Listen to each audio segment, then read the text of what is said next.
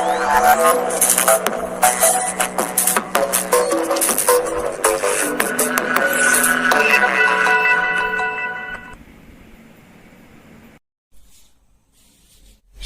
বন্ধুরা, নিশ্চয়ই ভালো আছো তোমরা। আমরা আজকে আবার একটা নতুন বিষয় নিয়ে তোমাদের সামনে চলে এসেছি। আমরা আজকে পড়ব আজকের পাঠ উপনিবেশ বিস্তার। নবম শ্রেণীর ৪র্থ অধ্যায় থেকে আজকের পাঠ উপনিবেশ বিস্তার। তো এই উপনিবেশ বিস্তার করতে গেলে, এই সম্পর্কে জানতে গেলে আমাদের যে যে বিষয়গুলি আলোচনা করতে হবে, এসো একবার আমরা সেগুলি দেখে নিই। প্রথমে আমাদের জানতে হবে উপনিবেশ কি, তারপর উপনিবেশ বিস্তারের কারণ, তারপর কোথায় কোথায় গড়ে ওঠে উপনিবেশ। তো এই উপনিবেশ কি, উপনিবেশ বিস্তারের কারণ এবং কোথায় কোথায় গড়ে ওঠে উপনিবেশ, এই যে বিষয়গুলি, এইগুলি সম্পর্কে আলোচনা করলেই আমাদের মোটামুটি একটা ধারণা হবে যে উপনিবেশ বিস্তার এই বিষয়টা কেমন। তো আগে আমরা আলোচনা করি তাহলে উপনিবেশ কি, অর্থাৎ উপনিবেশ কি এইটা আমরা এভাবেও বলতে পারি যে উপনিবেশ বলতে কি বোঝায়, বা উপনিবেশ সংজ্ঞা দাও, কিংবা উপনিবেশ কাকে বলে, এভাবে আমরা বলতে পারি।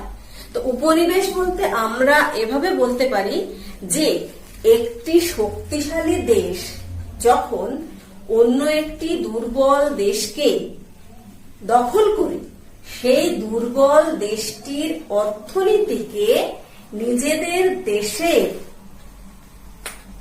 সম্পদ বৃদ্ধি বা নিজেদের দেশের স্বার্থে ব্যবহার করা হয়, সেই দেশটাকে, তখন যে দেশটা দখল করে রাখা হয়েছে সেই দেশটাকে বলা হয় উপনিবেশ। কেমন? খুব সহজে এক কথায় বললে বলা যায় যে একটি শক্তিশালী দেশ যখন অন্য একটি দুর্বল দেশকে দখল করে রেখে নিজেদের দেশের স্বার্থে ব্যবহার করে, তখন সেই দখলকৃত দেশটাই হয় দখলকারী দেশের উপনিবেশ। এটাকে আমরা আরেকটা ভাবেও বলতে পারি, উপনিবেশ মানে হচ্ছে অন্য অর্থে যে নতুন একটি বাসস্থান, মানে একটি বাসস্থান আছে তা সত্ত্বেও আরেকটি বাসস্থান, আরেকটি জায়গাকে নিজেদের বাসস্থান হিসেবে ব্যবহার করা, এভাবেও আমরা বলতে পারি। তাহলে এটা হলো উপনিবেশ কি, বা উপনিবেশ বলতে কি বোঝো, বা উপনিবেশ কাকে বলে তার উত্তর। এবার আমরা আসি উপনিবেশ বিস্তারের কারণ। উপনিবেশ বিস্তারের কারণ এখানে বলতে গেলে আমাদের সেই শিল্প বিপ্লবের কথায় যেতে হবে। শিল্প বিপ্লবের ফলে ইউরোপীয় দেশগুলিতে, বিশেষ করে ইংল্যান্ডে প্রচুর উদ্বৃত্ত পণ্য তৈরি হয়। তো ইংল্যান্ডের উদ্বৃত্ত পণ্য বিক্রি করার জন্য ইংল্যান্ড প্রথম ইউরোপের যে অন্যান্য দেশগুলো রয়েছে সেই দেশগুলোতে তার উৎপাদিত উদ্বৃত্ত পণ্য বিক্রি করত। তো সেই উদ্বৃত্ত পণ্য যখন সে নিজের মহাদেশের মধ্যে বিক্রি করতে পেরেছে তখন কোনো সমস্যা হয়নি। তো যখন ইংল্যান্ড একা বিক্রি করত তখন সে তার একাধিপত্য ছিল, তার কোনো প্রতিদ্বন্দ্বী ছিল না। উদ্বৃত্ত পণ্য শুধু ইংল্যান্ডের তো হলো না, পরবর্তীকালে যখন ইংল্যান্ডের অন্যান্য, ইংল্যান্ডের মানে আশেপাশের যে দেশগুলো অর্থাৎ ইউরোপের অন্যান্য দেশ যেমন France, Germany, Italy, Spain, Portugal, Holland, এই সমস্ত দেশেও যখন শিল্প বিপ্লব হলো, সেই সমস্ত দেশেও তো উদ্বৃত্ত পণ্য উৎপন্ন হলো। সেই সমস্ত দেশে যখন উদ্বৃত্ত পণ্য উৎপন্ন হলো তখন সেই সমস্ত দেশ কি করলো, তাদের দেশে আর ইংল্যান্ডের পণ্য যাতে বিক্রি করতে না পারে এবং তাদের দেশে যাতে নিজেদের দেশের পণ্য তারা বিক্রি করতে পারে, সেই জন্য তারা শুল্ক সংরক্ষণ করলো।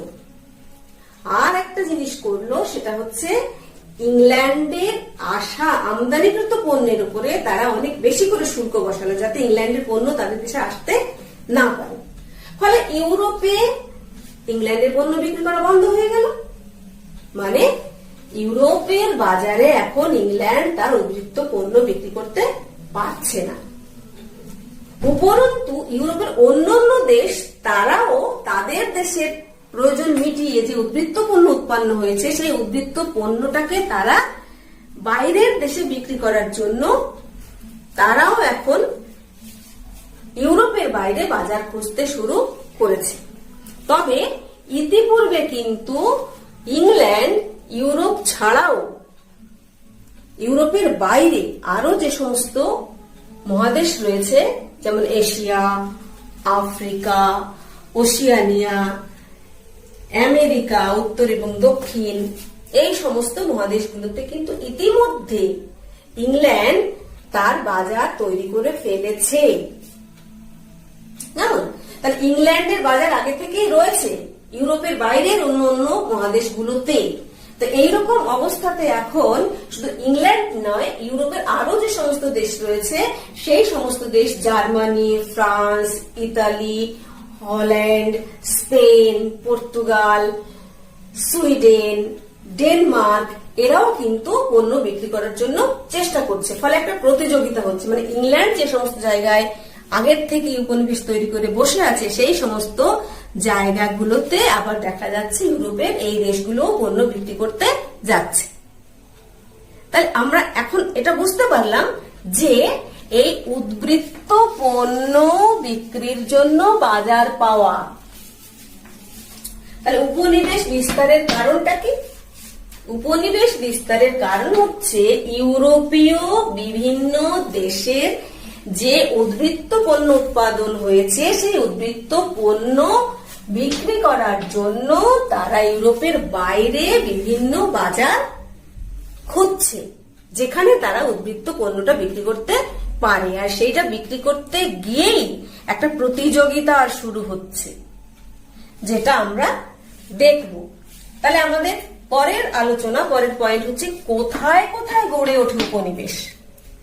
অর্থাৎ ইউরোপের দেশগুলো ইউরোপ ছাড়া আর কোন কোন মহাদেশে কোন কোন জায়গায় তারা এই উপনিবেশ গড়ে তুলল। তো সেক্ষেত্রে আমরা দেখছি Asia, Africa, Oceania. Asia, Africa, Oceania. তো আমরা প্রথমে এখানে এশিয়ার আলোচনাটা করব। এশিয়া, এই এশিয়া কেন বেছে নিল ইউরোপীয় দেশগুলি? ইউরোপীয় দেশগুলির কাছে এশিয়া ছিল একটা লোভনীয় ক্ষেত্র। এশিয়ার বিভিন্ন দেশ, সেই এশিয়ার বিভিন্ন দেশগুলো ছিল তাদের কাছে একটা লোভনীয় ক্ষেত্র। কেন কি এশিয়ার বিভিন্ন দেশ থেকে তারা প্রচুর সস্তায় শ্রমিক নিতে পারত। এর সঙ্গে বন্ধুরা আরো একটা কারণ ছিল, সেটা হচ্ছে ইউরোপীয় দেশের বেশ কিছু খ্রিস্টান সন্ন্যাসী বা খ্রিস্টীয় ধর্মপ্রচারক তারাও ভেবেছিলেন যে এশিয়ার ওই সমস্ত দেশগুলোতে গিয়ে তারা খ্রিস্ট ধর্ম প্রচার করতে পারবেন। সুতরাং বাণিজ্যিক স্বার্থের সাথে সাথে একটা ধর্মীয় স্বার্থ কিন্তু এখানে কাজ করেছে, সেটাও আমরা দেখছি। তাহলে এশিয়া ছিল ইউরোপীয় দেশগুলির কাছে একটা লোভনীয় ক্ষেত্র, সেই জন্য তারা এশিয়াকে বেছে নিল। এবার আমরা দেখি যে এশিয়ার কোন কোন দেশ। আমরা প্রথমে দেখি ভারত, শ্রীলঙ্কা, আফগানিস্তান, ব্রহ্মদেশ যার বর্তমান নাম এখন মায়ানমার, দক্ষিণ পূর্ব এশিয়া। দক্ষিণ পূর্ব এশিয়ার বেশ কিছু দেশ রয়েছে, যেমন ফিলিপাইন দ্বীপপুঞ্জ, ইন্দোনেশিয়া, মালয়েশিয়া, শ্যাম, ইন্দোচীন। তাহলে দক্ষিণ পূর্ব এশিয়ার বেশ কয়েকটা দেশের নাম আমি আরেকবার বলে দিচ্ছি। ফিলিপাইন্স দ্বীপপুঞ্জ, ইন্দোনেশিয়া, মালয়েশিয়া, শ্যাম, ইন্দোচীন এবং ইন্দোচীন। এগুলো হলো দক্ষিণ পূর্ব এশিয়ার দেশ। এছাড়া রয়েছে মধ্যপ্রাচ্য এবং দূরপ্রাচ্য। মধ্যপ্রাচ্য বলতে পারস্যকে বোঝাচ্ছে, দূরপ্রাচ্য বলতে চীন, জাপানকে বোঝাচ্ছে। তাহলে আমরা আরেকবার আরেকবার আমরা এটা ভালো করে দেখে নিই। তাহলে ভারত, শ্রীলঙ্কা, আফগানিস্তান, ব্রহ্মদেশ, দক্ষিণ পূর্ব এশিয়া, মধ্যপ্রাচ্য এবং দূরপ্রাচ্য। এশিয়ার এই সমস্ত দেশগুলোতে ইউরোপের বিভিন্ন দেশ তাদের উপনিবেশ গড়ে তুলেছে। এবার আমরা এক এক করে দেখি। আচ্ছা, ভারতবর্ষ আমরা সবাই জানি, ভারতীয়রা, যে ভারতবর্ষ ব্রিটিশ উপনিবেশ ছিল। বেশ, কিন্তু আমরা দেখব যে ভারতবর্ষে একেবারে প্রথম যারা এসেছিল তারা হচ্ছে পর্তুগিজ। পর্তুগিজ নাবিক ভাস্কো দা গামা 1498 সালে,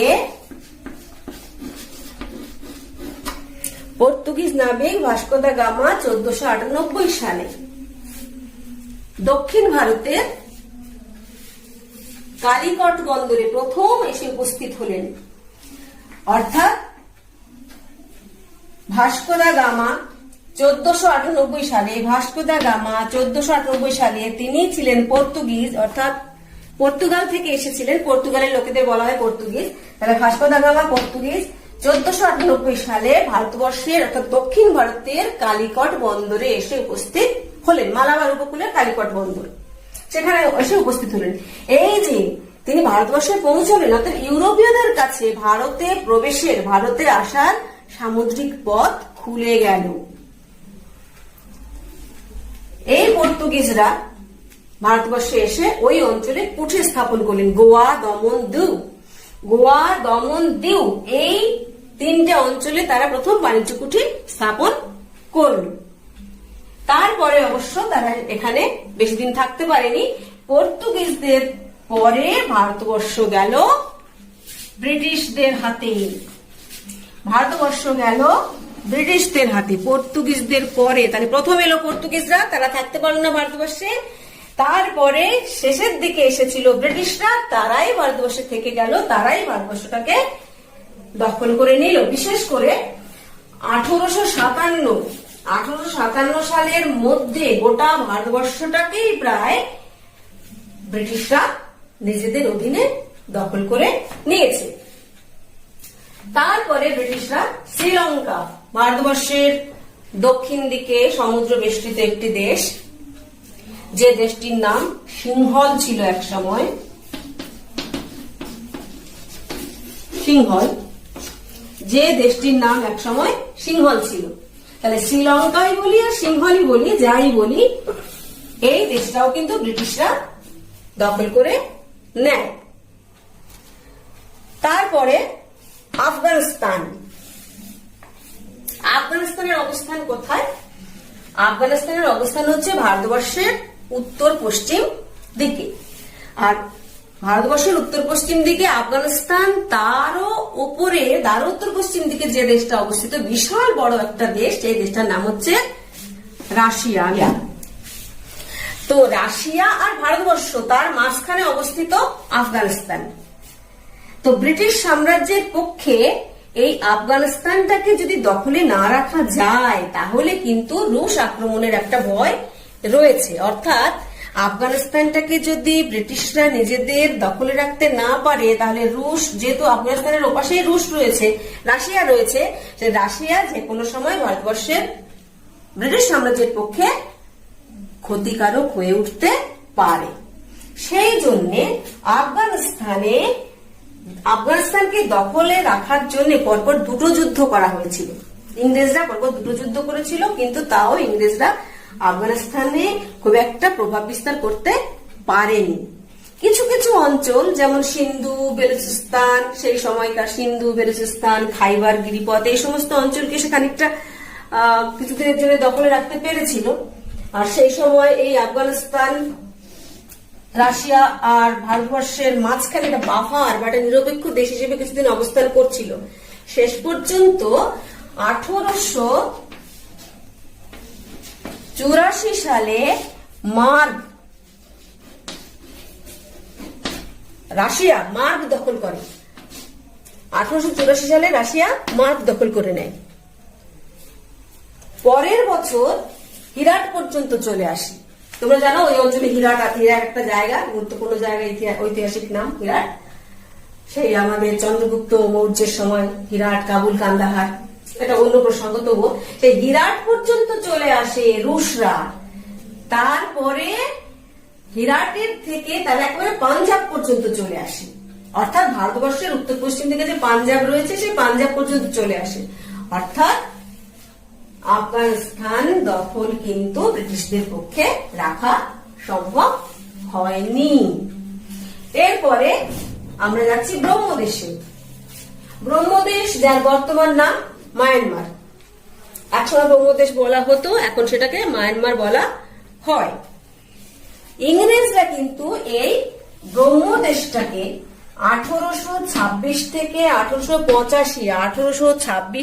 1885 এই সময়ের মধ্যে 3টি যুদ্ধের মাধ্যমে 1826 থেকে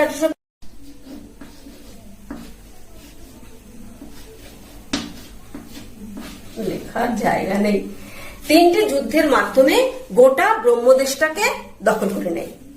তাহলে ব্রহ্মদেশ ব্রিটিশ উপনিবেশ 1826 থেকে 1885 মধ্যে 3টি যুদ্ধের মাধ্যমে ব্রহ্মদেশ ব্রিটিশ উপনিবেশে পরিণত হলো। তাহলে ভারত, শ্রীলঙ্কা আর ব্রহ্মদেশ আমরা বলতে পারি ব্রিটিশ উপনিবেশে পরিণত হয়েছে। বাস, এইবারে আমরা যাচ্ছি দক্ষিণ পূর্ব এশিয়া। এই দেশের এই অঞ্চলে যে দেশগুলো অবস্থিত তার আলোচনাতে। তো সেখানে আমরা প্রথমে দেখি ফিলিপিন দ্বীপপুঞ্জ। এই ফিলিপিন দ্বীপপুঞ্জ প্রথমে স্পেনের দখলে ছিল।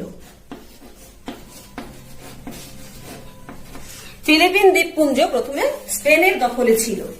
স্পেনীয়রা প্রায় 200 বছর ফিলিপিন শাসন করেছিল। তাহলে ফিলিপিন্স দ্বীপপুঞ্জ দক্ষিণ পূর্ব এশিয়ার একটা দেশ, 200 বছর ধরে সেটা স্পেনের শাসনে ছিল। তারপরে ফিলিপিন্সের লোকেরা তারা জাতীয় আন্দোলন শুরু করে, স্বাধীনতার জন্য লড়াই শুরু করে। এই সুযোগে যখন ফিলিপিন্সরা স্পেনের বিরুদ্ধে জাতীয় আন্দোলন শুরু করেছে, তখন সেখানে আমেরিকা ঢুকে পড়ে, মার্কিন যুক্তরাষ্ট্র।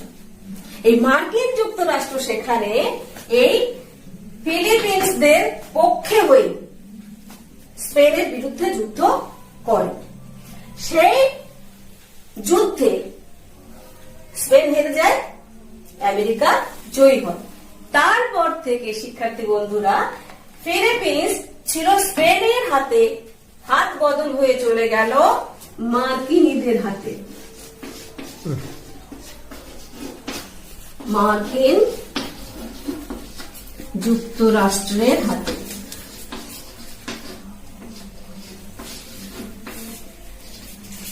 চলে গেল মার্কিন যুক্তরাষ্ট্রের হাতে। অর্থাৎ তারা স্বাধীন হলো না, স্বাধীনতা পেল না, স্পেনের হাত থেকে চলে গেল মার্কিন যুক্তরাষ্ট্রের হাতে। হাত বদল হল। ফিলিপিন্স দ্বীপপুঞ্জ দক্ষিণ পূর্ব এশিয়ার একটা দেশ। তারপরে আমরা যাচ্ছি ইন্দোনেশিয়া, আরেকটা দেশ, সমুদ্রের মধ্যে প্রায় ছোট ছোট দ্বীপ নিয়ে অবস্থিত। সুমাত্রা, বর্নিও, জাভা, বালি, এইরকম বেশ আরো অসংখ্য দ্বীপ নিয়ে, এগুলো বড় বড় দ্বীপ, আরো অসংখ্য দ্বীপ নিয়ে এই ইন্দোনেশিয়া দেশটা তৈরি। তো ওই দেশটাকে দখল করেছিল ওলন্দাজরা। এই ওলন্দাজদের সম্পর্কে একটু বলার আছে, এদেরকে আমরা ডাচও বলতে পারি। আসলে এটা হচ্ছে নেদারল্যান্ড বলে একটা দেশ আছে ইউরোপে, সেই নেদারল্যান্ড দেশের লোকেদের বলা হয় ওলন্দাজ, তাদের বলা হয় ডাচ। সুতরাং এটা আমরা ওলন্দাজ এবং ডাচও বলতে পারি।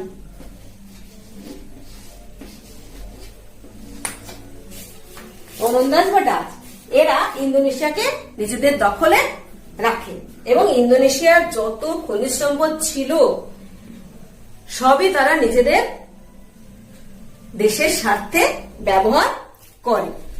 মালয়েশিয়া আরেকটা দেশ, ওরই আশেপাশে একটা দেশ, সেখানে প্রথমে পর্তুগিজদের দখলে ছিল। মালয়েশিয়া প্রথমে পর্তুগিজদের দখলে ছিল, পরে ইংরেজদের দখলে যায়। তাহলে মালয়েশিয়া প্রথমে পর্তুগিজদের দখলে ছিল, তারপরে ইংরেজদের দখলে যায়। উপনিবেশ হিসেবে মালয়েশিয়া প্রথমে পর্তুগিজদের, পরে ইংরেজদের। বেশ, শ্যাম আরেকটা দেশ, নামটা কেমন বাংলা বাংলা মনে হচ্ছে না? শ্যাম একটা দেশ, দক্ষিণ পূর্ব এশিয়ার আরেকটা দেশ হচ্ছে শ্যাম। এই শ্যাম দেশটার অবস্থান ব্রহ্মদেশ অর্থাৎ মায়ানমার, আর আমরা পরে যাচ্ছি, শ্যামের পরে ইন্দোচীন রয়েছে, আমরা পরে আলোচনাতে যাচ্ছি। তো এই ইন্দোচীন আর ব্রহ্মদেশ যেখানে অবস্থিত, দুটো দেশ তার মাঝখানে অবস্থিত হচ্ছে এই শ্যাম। তার শ্যামের অবস্থান কোথায়? ইন্দোচীন আর ব্রহ্মদেশ তার মাঝখানে। এই শ্যাম দেশটা অর্ধেকটা ইংরেজরা দখল করে, অর্ধেকটা ফরাসিরা দখল করে। তাহলে শ্যাম দেশটা দুটো ভাগে ভাগ করে নিয়ে খানিকটা ইংরেজরা এবং খানিকটা ফরাসিরা, এবং দুটো ভাগে ভাগ হয়ে গেল। অর্থাৎ শ্যাম হলো, শ্যাম বলি, থাইল্যান্ড বলি, শ্যামের নাম হচ্ছে থাইল্যান্ড। শ্যাম এবং থাইল্যান্ড এই দেশটা ফরাসি দুটো দেশের উপনিবেশ হিসেবে আমরা দেখতে পাচ্ছি। তারপরে আমরা যাচ্ছি ইন্দোচীন। ইন্দোচীন ফরাসি উপনিবেশ। ইন্দোচীন কিন্তু ফরাসিদের দেওয়া একটা নাম। ওই অঞ্চলের 4টি ছোট ছোট রাজ্য ফরাসিরা দখল করে একত্রে নাম দিয়েছিল ইন্দোচীন। আমরা এখানে দেখাচ্ছি, দেখো, কোচিন চীন, লাওস, কম্বোডিয়া, কম্বোডিয়াকে অনেকে কাম্পুচিয়াও বলে, আন্নাম যার বর্তমান নাম ভিয়েতনাম। তাহলে কোচিন চীন, লাওস, কম্বোডিয়া, আন্নাম এই 4টি অঞ্চলকে একত্রে দখল করে ফরাসিরা নাম দেয় কি? ইন্দোচীন। কেমন? তার মধ্যে আন্নাম, তার বর্তমান নাম হলো ভিয়েতনাম। কেমন? এইগুলো সবই কিন্তু দক্ষিণ পূর্ব এশিয়ার দেশ। তাহলে দক্ষিণ পূর্ব এশিয়ার দেশ ফিলিপাইন্স দ্বীপপুঞ্জ, ইন্দোনেশিয়া, মালয়েশিয়া, শ্যাম, ইন্দোচীন, এগুলোকে ভালো করে খেয়াল করতে হবে।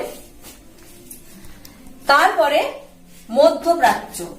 মধ্যপ্রাচ্য বলতে পারস্যকে বোঝায়। মধ্যপ্রাচ্য বলতে পারস্যকে বোঝায়। এই পারস্য অঞ্চলটা ইং আর রুশ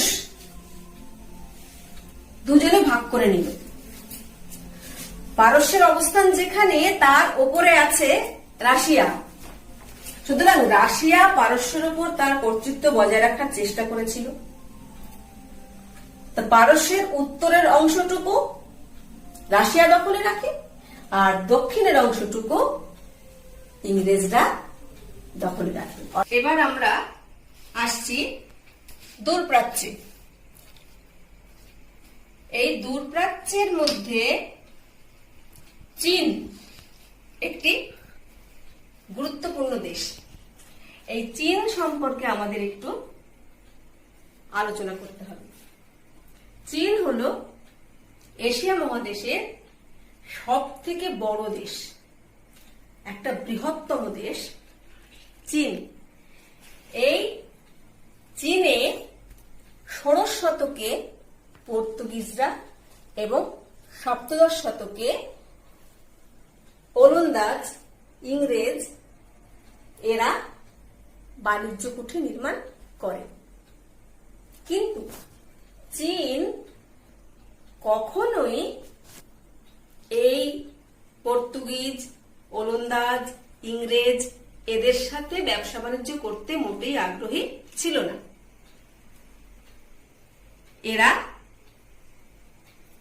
চীনারা এদেরকে ম্লেচ্ছ, বর্বর, নিচু জাতি মনে করত।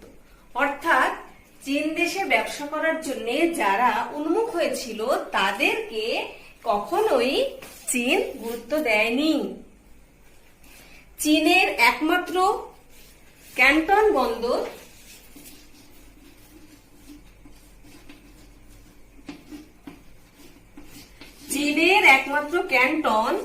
এই বন্দরটাকে চীন এই বিদেশিদের কাছে ছেড়ে দিয়েছিল বাণিজ্য করার জন্য, এবং সেটা অন্য প্রসঙ্গ, তার জন্য অনেক শর্ত ছিল। যাই হোক, এখানে আমাদের সেটা আলোচ্য বিষয় নয়। তো চীন ইংরেজ, ওলন্দাজ, পর্তুগিজ এদের সাথে ব্যবসা করতে মোটেই উৎসাহী ছিল না। যাই হোক, তো ইউরোপের দেশগুলো চীনের সাথে ব্যবসা করতে উৎসাহী ছিল। তো ইউরোপের দেশগুলো চীনের যে ক্যান্টন বন্দরে বাণিজ্য করত, সেখানে তারা চীনের অনেক অপমানজনক শর্ত মেনে নিয়ে সেখানে থাকতে বাধ্য হতো। 1839 থেকে 42 এই সময়ের মধ্যে ইংরেজদের সাথে চীনের একটা যুদ্ধ হয়। সেই যুদ্ধটা হচ্ছে প্রথম আফিমের যুদ্ধ।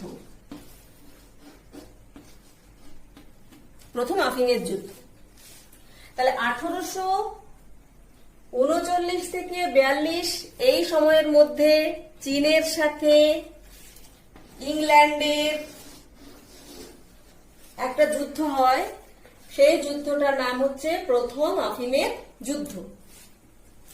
সেই যুদ্ধে চীনের মাঞ্চু রাজবংশ হেরে যায়। কি হয়? সেই প্রথম আফিমের যুদ্ধে চীনের মাঞ্চু রাজবংশ চূড়ান্তভাবে পরাজিত হয়। ফলে চীনকে ইংল্যান্ডের সাথে একটা সন্ধি করতে হয়। সেই সন্ধিটাকে বলা হয়েছে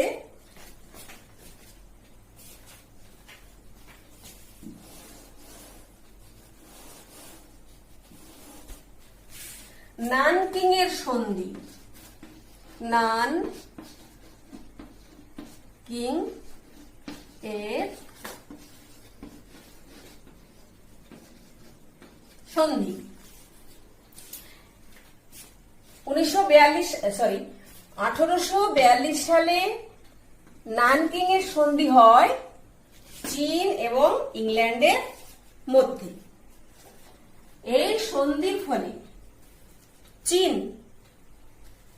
ইংল্যান্ডের কাছে এই ক্যান্টন সহ আরো 4টি অর্থাৎ মোট 5টি বন্দর উন্মুক্ত করতে বাধ্য হয়। এখানে আমাদের বুঝতে হবে যে চীন ছিল খুব অহংকারী, যে চীন ইউরোপীয়দের ব্যবসা করার অনুমতি দিতে চায়নি। ইউরোপীয়রা অনেক অপমানজনক শর্তে সেই চীন দেশে ব্যবসা করার জন্য উন্মুখ হয়েছিল। এখন যুদ্ধে পরাজিত হওয়ার পর নানকিং এর সন্ধির দ্বারা সেই চীন বাধ্য হচ্ছে ইংরেজদের কাছে 5টা বন্দর ছেড়ে দিতে বাণিজ্যের জন্য, এবং তার ফলে চীন দেশের মধ্যে ইংরেজরা একটা অতিরাষ্ট্রিক ক্ষমতা বা অতিরাষ্ট্রিক অধিকার পাচ্ছে। তারপরে আবার যুদ্ধ হচ্ছে।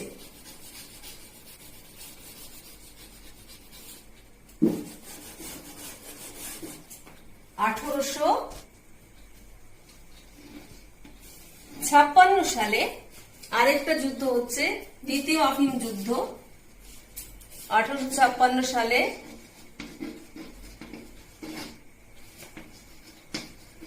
দ্বিতীয় আফিম যুদ্ধ। এই যুদ্ধে ইংরেজদের সঙ্গে ফরাসিরাও যোগদান করে। মানে ইংরেজরা আর ফরাসিরা একসঙ্গে মিলে চীনের বিরুদ্ধে যুদ্ধ করে। দ্বিতীয় আফিমের যুদ্ধ, সেই যুদ্ধ হয়েছিল 1856 সালে। এই 1856 সালের এই যুদ্ধেও চীনের মাঞ্চু সম্রাটরা পরাজিত হয়, এবং পরাজিত হওয়ার ফলে তখন একটা সন্ধি হয়। সেই সন্ধিটার নাম হচ্ছে তিয়ানশিনের সন্ধি। তিয়ানশিন এর সন্ধি। এই তিয়ানশিনের সন্ধির ফলে এইবারে চীন, আগে নানকিং এর সন্ধির সময় চীন 5টা বন্দর ছেড়েছিল, এইবারে চীনকে ছাড়তে হলো 11টি বন্দর। 11টি বন্দর।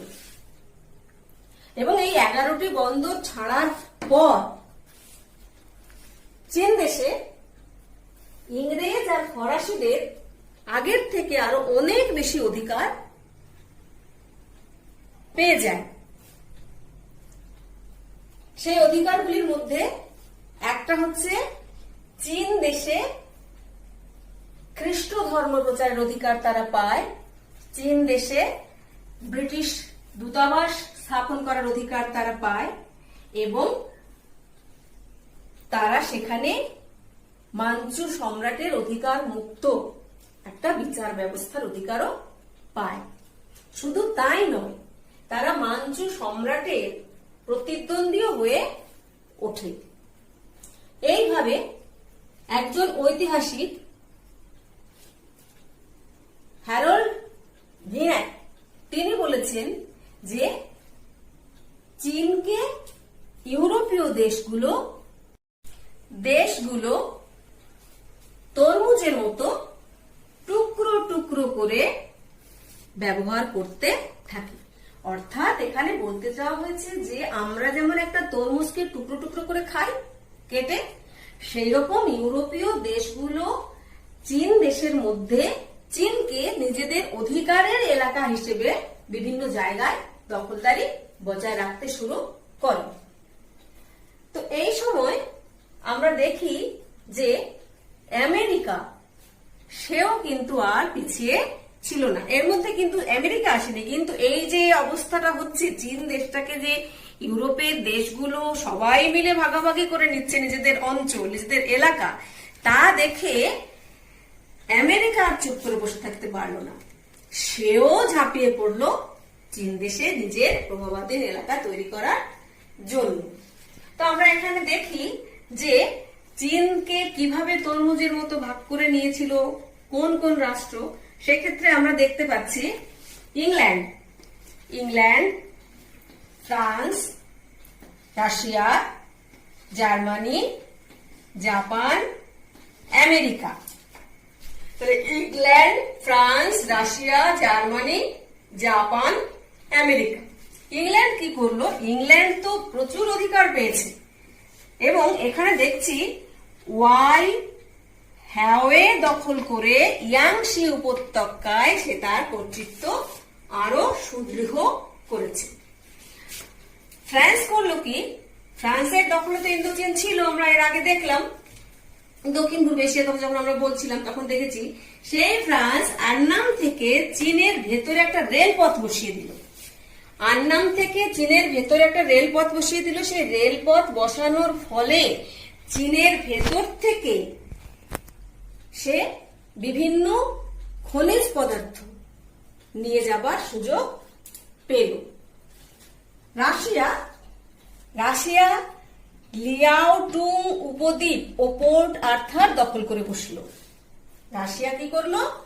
লিয়াওটুং উপদ্বীপ ও পোর্ট আর্থার দখল করে নিল। জার্মানি কিয়াও চাও বন্দর দখল করে শান্টুং প্রদেশে নিজের আধিপত্য প্রতিষ্ঠা করে। জার্মানি কিয়াও চাও বন্দর দখল করে শান্টুং প্রদেশে তার অধিকার প্রতিষ্ঠা করে। জাপান, অনেক সময় জাপান গুলিয়ে যায়, এখানে একটু মনে রাখতে হবে বন্ধুরা, জার্মানি হচ্ছে ইউরোপ মহাদেশের একটা দেশ, আর জাপান হচ্ছে এশিয়া মহাদেশের একটা দেশ। আর জাপানের অবস্থান হলো চীন দেশের পূর্ব দিকে, চীনের পূর্ব দিকে। তো সেই জাপান সেও কিন্তু প্রতিবেশী দেশ, চীনের প্রতিবেশী দেশ জাপান, সেও কিন্তু এই সুযোগে চীনের ওপরে ঝাঁপিয়ে পড়ছে। জাপান কি করলো? ফুকিয়েন দখল করে নিল। ফুকিয়েন একটা প্রদেশ, এগুলো সব একটা প্রদেশ। ফুকিয়েন প্রদেশ, কিয়াও চাও বন্দরের কাছে শান্টুং প্রদেশ। তাহলে জাপান সেও ফুকিয়েন দখল করে নিল। আমেরিকা দেখলো যে আমার তো কোনো প্রভাবাধীন এলাকা এখানে নেই, তাহলে আমি কি করি? আমেরিকার একজন পররাষ্ট্র সচিব, তার নাম হচ্ছে জন হে। জন হে ইনি হলেন মার্কিন পররাষ্ট্র সচিব। তিনি একটা ঘোষণা করলেন এই সময়। তাহলে মার্কিন পররাষ্ট্র সচিব জন হে এই সময় ঘোষণা করলেন যে সালটা সম্ভবত 1900 কিংবা 1899, এরকমই হবে, 1900 বা 1899 সাল। তখন মার্কিন পররাষ্ট্র সচিব জন হে ঘোষণা করলেন যে চীন হবে সবার জন্য, অর্থাৎ চীনে সকলের সমান অধিকার থাকবে। এর দ্বারা তিনি চীনের অখণ্ডতা রক্ষা করলেন, চীনের সার্বভৌমত্ব রক্ষা করলেন। অর্থাৎ ফলে চীন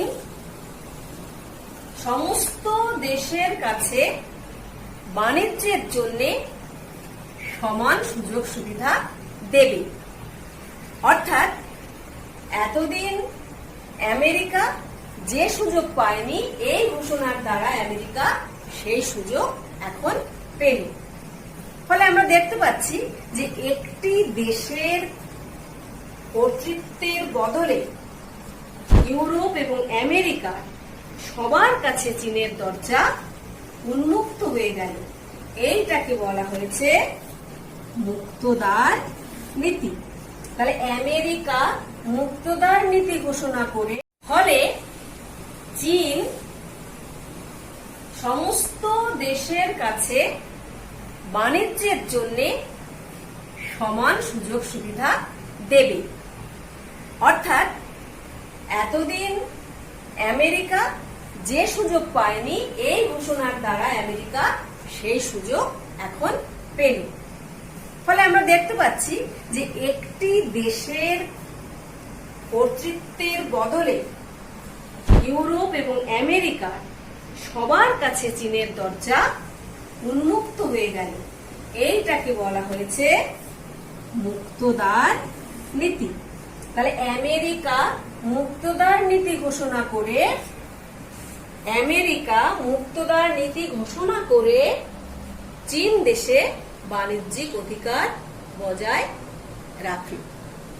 তাহলে বন্ধুরা, এটা আমরা দেখলাম এশিয়া মহাদেশের যে সমস্ত দেশগুলোতে ইউরোপীয় দেশ উপনিবেশ তৈরি করেছিল সেই আলোচনা এতক্ষণ আমরা করলাম। বন্ধুরা, আমাদের আলোচনা আমরা আজকে এখানেই শেষ করলাম। যদি এই আলোচনা শিক্ষার্থী বন্ধু তোমাদের উপকারে আসে, তোমাদের ভালো লাগে, তাহলে লাইক করে, শেয়ার করে, সাবস্ক্রাইব দেবে।